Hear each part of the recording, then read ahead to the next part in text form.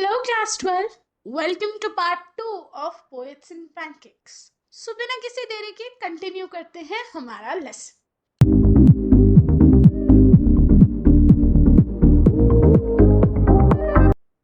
Okay, so part 1 में बच्चों actually हमने मेजर सारे कैरेक्टर्स के बारे में जाना. ठीक है. सो चैप्टर की शुरुआत होती है अशोकामित्रन के इंट्रोडक्शन के साथ, जहां वो हमें बताता है कि वो एक ऑफिस बॉय है जिसका काम न्यूज़पेपर क्लिपिंग्स कलेक्ट करना था. एंड उसने एक बुक लिखी जिसके अंदर उसने जितना भी वक्त जेमिनी स्टूडियोज में बिताया और उसके अलग अलग एक्सपीरियंसेस जो रहे उस दौरान, उसने हम सबके साथ यहाँ शेयर किया. तो जब वो चैप्टर की शुरुआत करता है, वो शुरुआत ही करता है with the most important element कहेंगे हम उसको, जो कि था पैनकेक इन जेमिनी स्टूडियो. सो पैनकेक है तो एक मेकअप प्रोडक्ट, बट इसका इस्तेमाल जेमिनी स्टूडियोज में इतना ज्यादा किया जाता था एंड अशोकामित्रन को लगता था ये पहला ऐसा मेकअप प्रोडक्ट है जो एक अच्छे खासे दिखने वाले आदमी को एक मॉन्स्टरस लुक दे देता था रियल लाइफ में, बट रिकॉर्डिंग के बाद फिल्मों में वो अच्छे लगते थे. तो पैनकेक का इस्तेमाल बहुत ज़्यादा किया जाता था जेमिनी स्टूडियोज के अंदर. दूसरा, वो हमें इंट्रोड्यूस करता है to the character of office boy, जो नाम के लिए बॉय था but was a man in his early 40s. वो मेकअप डिपार्टमेंट का पार्ट था और उसका जो हिरार्की था वो सबसे नीचे आता था उस हिरार्की में, जहां उसका काम होता था कि जब भी क्राउड शूटिंग हो उसको पैनकेक का एक बकेट बना के लोगों को थप्पड़ मारने होते थे. I mean, पूरे उनके फेस पे लगाना होता था. But office boy Gemini studios में इसलिए नहीं आया था. वो एक बहुत अच्छा पोएट था, लिटरेचर में बहुत अच्छा था, लेकिन देखो क्या हो गया उसके साथ. इतने साल गुजर गए लेकिन स्टूडियो में आज तक उसको वो रिकॉग्निशन नहीं मिली जिसके लिए वो यहाँ आया था, और उस चीज के लिए वो ब्लेम करता था सुब्बू को. अब सुब्बू और ऑफिस बॉय की कोई पर्सनल दुश्मनी नहीं थी, but office boy was extremely jealous Subbu से, क्योंकि ना सुब्बू पढ़ाई में उससे आगे था ना एक्सपीरियंस में उससे आगे था. ऑफिस बॉय के हिसाब से तो सुब्बू ने जेमिनी स्टूडियोज में आने के लिए स्ट्रगल भी नहीं किया जितना उसने किया था. फिर भी सुब्बू को हर कोई जानता था, पहचानता था, और ऑफिस बॉय को क्यों नहीं.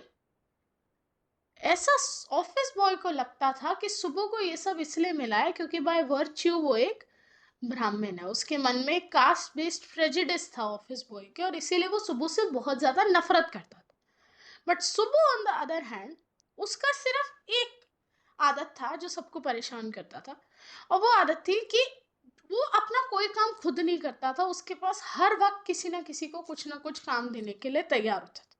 लेकिन वो बंदा बहुत क्रिएटिव था, इसीलिए प्रोड्यूसर और डायरेक्टर तक जब वो सीन में अटक जाते थे वो सुब्बू की हेल्प लेते थे. और सुब्बू दिल का भी बहुत अच्छा था, बहुत ही जेनरस और अच्छा आदमी था, लेकिन फिर भी ऑफिस बॉय को उससे नफरत सी थी. खैर, क्या कर सकते, कितनी ही नफरत हो, काम तो आखिर साथ ही करना है. सुब्बू काम करता था स्टोरी डिपार्टमेंट में, और उसी स्टोरी डिपार्टमेंट में एक और पर्सन थे, हमारे लॉयर साहब. लॉयर साहब नाम के लॉयर थे, लेकिन बहुत ही कोल्ड हार्टेड आदमी थे. उनका कोल्ड लॉजिक था, वो कभी इमोशन से काम नहीं करते थे. वो जहां जो उन्हें सही लगता था वो करते थे. तो एक दिन जेमिनी स्टूडियोज में एक इंसिडेंट होता है जहां एक एक्ट्रेस अपनी भड़ास निकाल रही होती है प्रोड्यूसर पे, और बिना वजह को जाने लॉयर साहब रिकॉर्ड कर लेते हैं उस एक्ट्रेस की आवाज को, और उस एक्ट्रेस को डर लग जाता है कि अब तो उसका करियर खत्म. और वो इतना ज्यादा सहम जाती है उस इंसिडेंट के बाद कि वो एक्टिंग तक छोड़ देती. तो देखा कितने इंटरेस्टिंग कैरेक्टर्स से मुलाकात होती थी अशोकामित्रन की डे टू डे लाइफ में जेमिनी स्टूडियोज के अंदर, और उसे समझ आता था कितनी डाइवर्सिटी के बीच वो है और कितने तरह तरह के लोगों के साथ वो काम कर रहा है. लेट्स सी आगे क्या होता है. Gemini studios was the favourite haunt. Haunt का मतलब एक अड्डा, ठिकाना जैसे हम बोलते हैं, of poets like S.D.S. योग्यार, सांगू सुब्रमण्यम, कृष्ण शास्त्री एंड हरेंद्र नाथ चट्टोपाध्याय. तो उन दिनों के बहुत बड़े नाम थे ये पोएट्री की दुनिया में. It had an excellent mess. Mess यहाँ पे गंदगी वाला मेस नहीं, मेस यहाँ पे मतलब होता है कैंटीन. ठीक है। तो जेमिनी स्टूडियोज की जो छोटी सी कैंटीन थी बहुत बढ़िया थी, with supplied good coffee at all times of the day. हर वक्त वहाँ कॉफी अवेलेबल थी, and for most part of the night, ज्यादातर रात को भी वो कॉफी वाला कॉफी बना देता था। Those were the days when Congress rule meant prohibition। ये उन दिनों की बात है जब कांग्रेस का जब मन करता था प्रोहिबिट कर देती थी गैदरिंग्स को। प्रोहिबिट मतलब मना कर देती थी, ठीक है। And meeting over a cup of coffee was rather satisfying entertainment. और उन दिनों लोगों का एक साथ आके कॉफी पीना भी बहुत एंटरटेनिंग होता था, क्योंकि जब वो एक साथ बैठते थे, हंसी ठिठोली करते थे, डिस्कशंस करते थे, बहुत अच्छा टाइम हुआ करता था। Barring the office boys and a couple of clerks, everybody else at the studios radiated leisure. Office boy और कुछ क्लर्क्स को छोड़ के बाकी सब लोगों के लिए वो एक बहुत ही इत्मीनान का समय हुआ करता था, जब सब एक साथ आके बैठ के कॉफी पीते थे, क्योंकि यही इत्मीनान और यही सुकून तो एक असली पोएट को चाहिए होता है अपनी पोएट्री लिखने के लिए। तभी वो कहता है कि it is a pre requisite for poetry. Poetry शांत दिमाग से लिखी जाती है, और वो वक्त उतना ही शांत और उतना ही अच्छा हुआ करता था पोएट्स के लिए अपनी क्रिएटिविटी दिखाने का एक बहुत अच्छा मौका। मोस्ट ऑफ देम वोर खादी एंड वर्शिप्ड गांधी जी। अब जितने भी लोग वहां इकट्ठा हुआ करते थे ज्यादातर खादी पहनने वाले थे और गांधी जी के भक्त। बट उससे ज्यादा किसी को भी अप्रिशिएशन नहीं थी for political thoughts of any kind. तो ऐसा नहीं है एक ग्रुप ऑफ मेन इकट्ठे हो रहे हैं तो वो सिर्फ पॉलिटिक्स डिस्कस करते थे, नहीं, क्योंकि वहां जितने भी थे वो कवि थे, वो लिटरेचर प्रेमी थे, तो वो सब बैठ के वो डिस्कस करते थे। ऑल्दो सब गांधी भक्त थे, बट फिर भी पॉलिटिकल थॉट्स ना बाबा ना, वो बिल्कुल अप्रिशिएट नहीं करते थे उन चीजों को। एंड इसी वजह से naturally they were all averse. Averse मतलब वो दूर रहते थे या खौफ खाते थे ऑफ द टर्म कम्युनिज्म। अब देखो बच्चों, कम्युनिज्म का एक्चुअल मतलब क्या है? एक कम्युनिस्ट सोसाइटी जहां पर शेयर किए जाएंगे सारे रिसोर्सेस। तो लेट्स से 10 लोग हैं, हर किसी के पास अलग रिसोर्सेज है, बट एक कम्युनिस्ट सोसाइटी में उन सब रिसोर्सेज को एक साथ एक जगह रखा जाएगा, हर कोई बराबरी से उसका इस्तेमाल करेगा। बट ऐसी सोसाइटी में क्या डर रहता है कि कोई बंदा ज्यादा स्मार्ट निकले और किसी और का शेयर भी ले ले। तो इन सब चीजों को मैनेज करना और वो सब बड़ी दिक्कत वाली बात। बट उन लोगों के लिए कम्युनिज्म का मतलब ही कुछ और था। उनके लिए कम्युनिस्ट एक गॉडलेस मैन था। गॉडलेस मैन मतलब उसके मन में कोई प्रेम भाव भक्ति कुछ नहीं थी। ही हैड नो फिलियल और कॉन्जुगल लव। फिलियल और कॉन्जुगल ना ही वो अपने परिवार का ना अपने यारों का, किसी का नहीं है, वो किसी का सगा नहीं है। He had no compunction about killing his own parents और हिज चिल्ड्रन। अगर उसे मौका मिले वो अपने खुद के बीवी बच्चों को भी मार देगा। He was always out to cause and spread unrest and violence among innocent and ignorant people। तो एक कम्युनिस्ट आदमी उनके अकॉर्डिंग बहुत ज़्यादा वायलेंट किस्म का होता था, और वो किसी भी इनोसेंट आदमी को अपने बहकावे में लाके उसका ब्रेन वॉश करने की कोशिश करता है। इन लोगों के लिए कम्युनिज्म का मतलब और रियल में कम्युनिज्म का मतलब कितना अलग है। लेकिन इनको करेक्ट कौन करे, क्योंकि इन सबके लिए तो अपने वाला मतलब ही सही है। Such notions which prevailed everywhere else in South India at that time also। तो उन दिनों साउथ इंडिया के किसी भी आदमी से पूछो कम्युनिज्म का मतलब या एक कम्युनिस्ट आदमी कौन होता है, वो ये सेकंड डेफिनेशन ही बोलता था। तो अकॉर्डिंगली वो सब बिलीव करने लगे दिस इज कम्युनिज्म, और इसीलिए उन्हें कम्युनिज्म या कम्युनिस्ट लोगों से नफरत थी। Naturally floated about vaguely among the khadi clad poets of Gemini Studios। तो यही थॉट उन सबके मन में भी था। And evidence of it was soon forthcoming. और बहुत जल्द वो इसका एक एविडेंस भी देखने वाले थे। जब फ्रैंक बुशमैन की मॉरल रिआर्ममेंट आर्मी कुछ 200 लोग विजिटेड मद्रास इन 1952, उन लोगों को जेमिनी स्टूडियो से अच्छा होस्ट कहाँ ही मिलता। Someone called the group an international circus। वो था एक थिएटर ग्रुप, पर पता नहीं क्यों किसी ने उसको एक इंटरनेशनल सर्कस का नाम दे रखा था। मैं confuse. They weren't very good on the trapeze। Trapezius क्या होता है? इस तरह से बच्चों पोल्स होते हैं, एंड जिमनास्ट्स या एक्रोबैट्स सर्कस में एक पोल से दूसरे पोल इस तरह से छलांग मारते हैं, so that is a trapeze. और ना ही उनका कोई एक्विंटेंस था विद एनिमल्स। जो मॉरल रियामेंट आर्मी है वो जानवरों को भी नहीं खिलाती थी। द ओनली टाइम उनका एक्विंटेंस होता था जानवरों से अपनी डिनर टेबल पे, क्योंकि वो लोग मीट लवर्स थे। बट वो जब जेमिनी स्टूडियोज आए उन्होंने दो बहुत खूबसूरत प्लेस प्रेजेंट किए, उनका जॉथम वैली एंड फॉरगॉटन फैक्टर। और सिर्फ जेमिनी स्टूडियोज में ही नहीं, उन्होंने बहुत जगह जगह मद्रास में जाकर वो शोज को प्रेजेंट किया। And along with other citizens of the city, Gemini family of 600 people, हमने वो प्लेस बार बार देखे। इतने अच्छे थे वो प्लेस मॉरल रियामेंट आर्मी के। जो मैसेज था प्लेस का बहुत ही सिंपल होता था, बिल्कुल घरेलू टाइप। बट जो उनके सेट्स और कॉस्ट्यूम्स, ओ हो फर्स्ट रेट।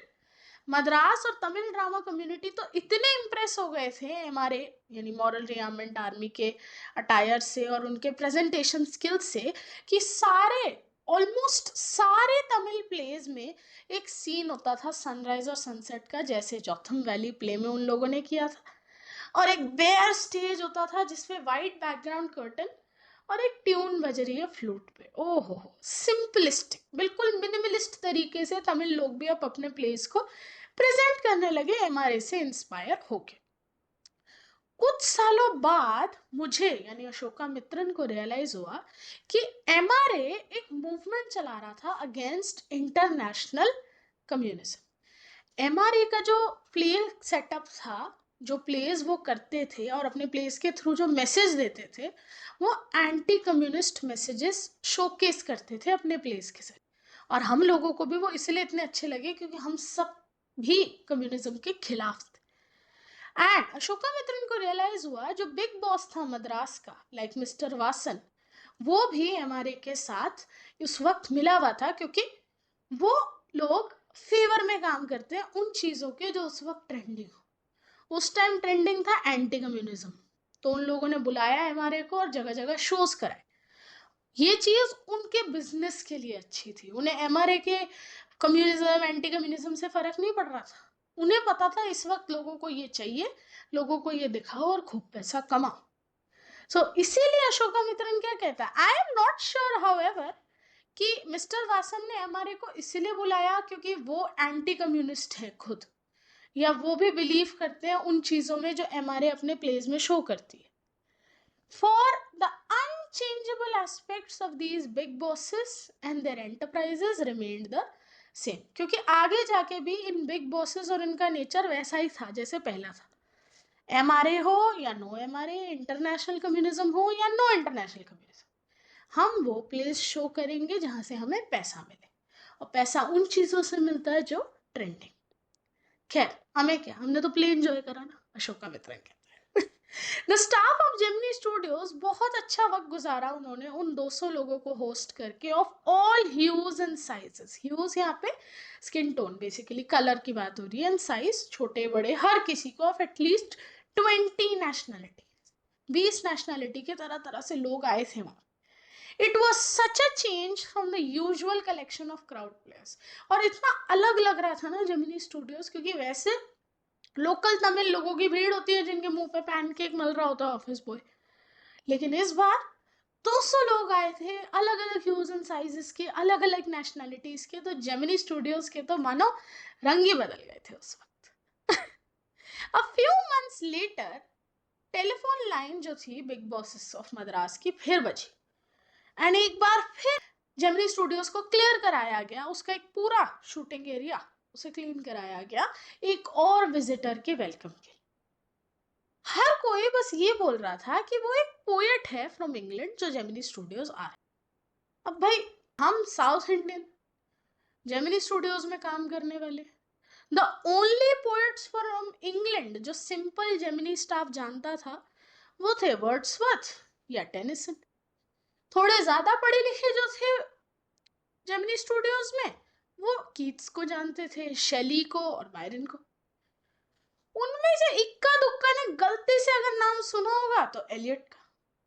तो ये सारे नाम जो मैंने लिए ये सरनेम्स हैं बहुत फेमस ब्रिटिश पोएट्स के, विलियम वर्ड्सवर्थ, जॉन कीट्स, शेली, बायरन। और उसके अलावा जॉन एलियट, ये सब। Who was the poet visiting the Gemini Studios now? अब इन सब में से कोई आ रहा है क्या? क्योंकि ये सब बहुत बड़े लोग हैं, जेमिनी स्टूडियोज के तो भाग खुल जाएंगे अगर इनमें से कोई आ रहा है तो। He is not a poet, he is an editor.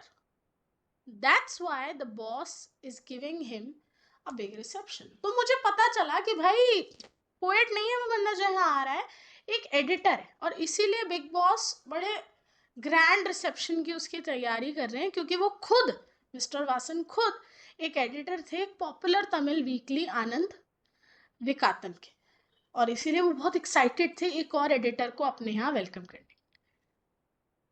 अब अशोका मिथुन को बाद में पता चला कि जो बंदा आ रहा है, he wasn't the editor of any of the known names of British publications in Madras. Madras में जितनी भी ब्रिटिश पब्लिकेशंस आती थी उनमें से किसी का एडिटर तो वो नहीं था। दैट इज वो पब्लिकेशंस जो जेमिनी स्टूडियोज में पढ़ी जाती थी, क्योंकि वो था न्यूज़पेपर बॉय, उसका काम था इन सारी चीजों का ध्यान रखना, तो उसे जब नहीं पता तो किसी और को क्या ही पता हो। Since the top men of the Hindu वो इनिशिएटिव ले रहे थे, the summarize was that the poet was the editor of her daily. तो पता चला कि भाई किसी वीकली मैगजीन या वीकली पब्लिकेशन का नहीं, किसी डेली पब्लिकेशन का एडिटर होगा, बट मैनचेस्टर गार्डियन या लंदन टाइम्स का नहीं, क्योंकि उसके बारे में तो मुझे सब पता है, अशोका मिथुन कहते हैं। That was all that even the most well informed among us knew. तो हम सब ने हर तरह की डिस्कशन कर ली, जितने नाम हम सोच सकते थे हमने सोचे, बट नो लक, समझ ही नहीं आ रहा था यार कि कौन आ रहा है अभी अगला, कैसे पता चलेगा? हमें तो पता चल जाएगा पार्ट 3 के अंदर, और आपको अगर आप बुक पढ़ लो तो पता चल जाएगा। खैर, देखेंगे पार्ट 3 में बच्चों कि कौन है ये खास मेहमान जिसका स्वागत अब जेमिनी स्टूडियोज में होने वाला है, और उसके आने से जेमिनी स्टूडियोज में क्या बदलाव आता है और वहां के लोगों के क्या थॉट्स होते हैं। मिलूंगी आपसे अगली वीडियो में, तब तक के लिए सोचते रहिए होता है क्या।